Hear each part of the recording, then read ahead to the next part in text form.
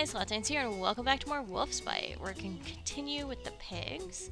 Camera crew spotted near the Wolf's Bite. Witnesses report Gus Fieri's camera crew was seen near the Wolf's Bite yesterday, scouting for good angles, recruiting potential interviewees. The buzz over Gus's appearance at the end of the week has renewed and strengthened by the presence of his crew.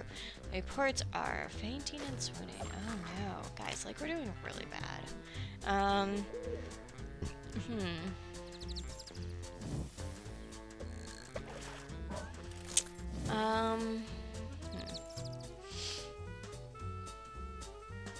Let's try the neighborhood. Visit the pig's house, break into the wolf's house. Yeah, let's do that. Can't beat him, cheat him. By messing with the wolf's home life, he will be more irritable, more stressed, and less focused at work while he worries about his home.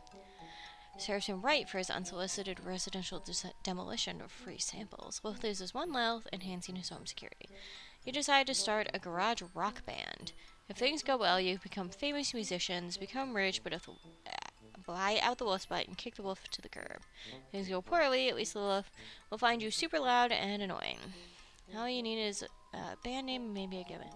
Los Cocinos Flamenco Band, Black Squeal Heavy Metal, Purple Pig Percussion Group. Let's go for heavy metal, it sounds the most annoying. Arguably, metal is the loudest and angriest style of music. It's always surprisingly challenging to learn, but bad heavy metal is just as loud as good heavy metal, and you have 4,000 watts of skull-shattering speaker power. Nobody was sleeping in the neighborhood and Black Squeal played. Lack of sleep took a toll on the wolf's ability to perform at work. Fortunately, you were also ticketed for a noise violation. Wolf's Bite loses one quality, we lose one life. Okay. How do we see his... oh, the quality's here. Okay. Spend the day training under the watchful eye of Pierre Ciprianini. With his expert tillage and rigorous instruction, your cooking knowledge and culinary training grow. The Wolf's Bite gains one quality. The Muffin Man is conducting a surprise baking seminar at the Culinary Institute, and he's personally requested your attendance. What are you going to do? Make up your own recipe. Muffin Man sure knows his stuff, but unfortunately, the subtleties of blueberry versus chocolate chips are lost on you as you fail to grasp basic baking. At least we know the smoke detectors work. Wolf's Bite loses 2 quality. Okay. You'll howl for the Wolf's Bite. The Wolf's Bite has set the culinary world ablaze with revolutionary recipes like the Crucible fried chicken curry. There's enough deliciousness for an entire family. With a particularly hungry VIP, we recommend you make a reservation before the Gus effect makes the lines even longer. Alright,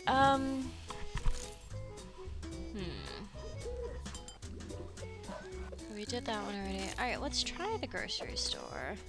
Offer in-store cooking classes. Smear campaign against the Wolf's Bite.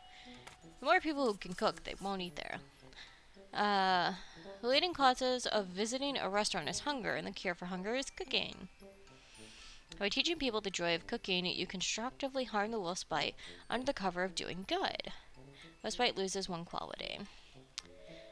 Teaching people to cook or buy more groceries is one way to hinder the restaurant. Unfortunately, the convenience of not having to cook is tough to beat at the grocery store. Suitable alternative to the restaurant is ready to eat, empty but delicious calories like candy and pastries. All the pigs need is a breakout product in this category. Job Job Jubes, Jawbreaker Walkies, Cinnabunder Snatch. That sounds good. Served warm, these irresistible pastries are the breakout success the pig so desperately needed.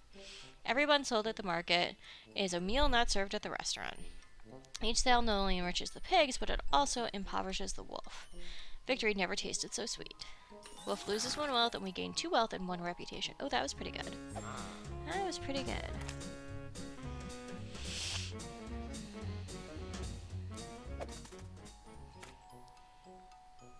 Okay. Malnourishment is a key element that perpetuates the vicious cycle of poverty. Very profound. By teaching people how to cook nutritious and affordable meals, you can help break the cycle and empower people to improve their lot in life. The Wolf's Bite gains 1 quality. The bad dogs are trying to convince the local pups to join their gang, essentially committing themselves to a life of crime and squandering their potential. As a concerned member of the community, it is incumbent upon you to break the vicious cycle and prevent the corruption of the pups. Recruit the kids.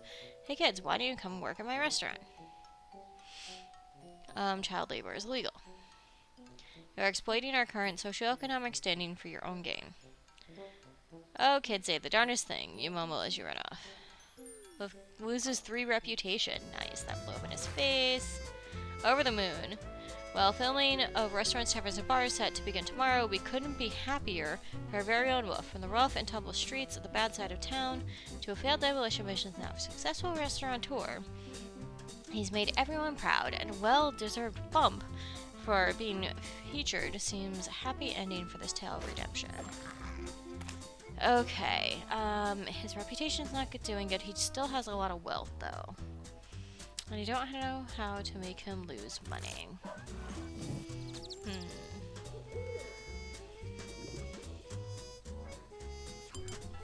Maybe City Hall?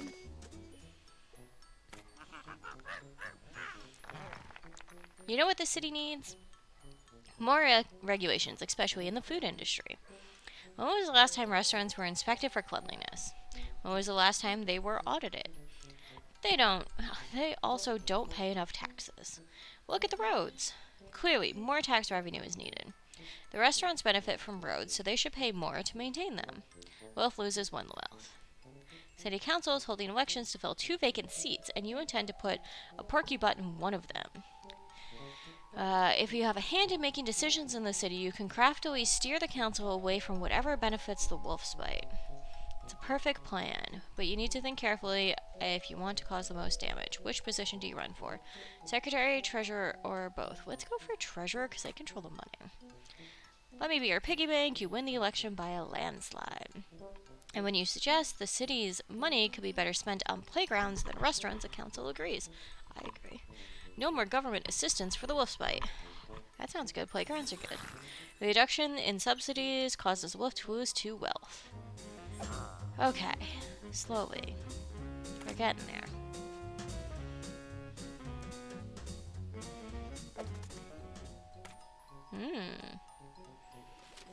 Magical ingredients. The witch has lived on these lands for a long time and knows its secrets. Of course, these secrets come at a cost. In exchange for running errands and questing for the witch, you receive several pouches of magical herbs and vials of mystical potions. Looks like he charges extra for instructions, though. Wolfsbite gains 2 quality but loses 2 wealth. What you hear, a witch's cauldron makes any soup taste sinfully delicious. Something about the way the enchanted pewter mixes with the broth drives customers wild. If you can manage to acquire one for the wolfsbite, your soup will be the talk of the town. When you ask the witch for a cauldron, however, she gives you 2 choices. Well, I have a spare used one lying around. You can take it off my hands for free. I'll send you one of my shiny new ones. What will you choose? Splurge on a new one. If you're going to do this, you're going to do it right.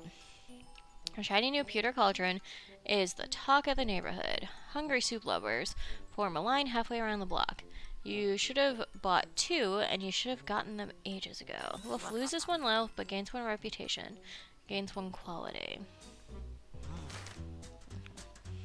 Taking a bite out of the big time, local celebrity chef The Wolf was featured on a special hour-long episode of Restaurants, Taverns, and Bars, in what is likely to be one of the highest-rated episodes for a long-running series. Gus Fieri did not only explore the food, but also the soul of the restaurant as culinary maestro. Please tune in when the show airs. We did not defeat the wolf. Business was booming at the wolf's bite. Unfortunately, the velocity of inventory and focus on culinary excellence left its finances in disarray. Things got so bad the wolf was actually losing money day in and day out. Turns out the wolf is a better chef than a businessman. A bidding war broke out over the financially vulnerable restaurant between the Pigs, which was funded by West Side Porkers and famed restaurateur Giuseppe Babino. The Porkers' candy business easily bankrolled the takeover. Heinz and Pork took over operations and promptly installed Jean Garcia as head chef and fired the wolf. Don't worry, Wolfie. The mayor has an opening for a private chef. If you teach me your crucible fried chicken curry recipe, I may even put in a good word for you, Jean remarked, trying to console the wolf. Okay, so, like, decent, I guess. Like, the wolf did still go out of business. Alright. Hope you guys enjoyed this episode. I think I'm gonna drag Lucky in for a playthrough and we'll, like, battle it out together. Yeah, so stay tuned for that. Like, comment, and subscribe. You can subscribe by clicking the adorable little sloth at the bottom of your screen, and I will see you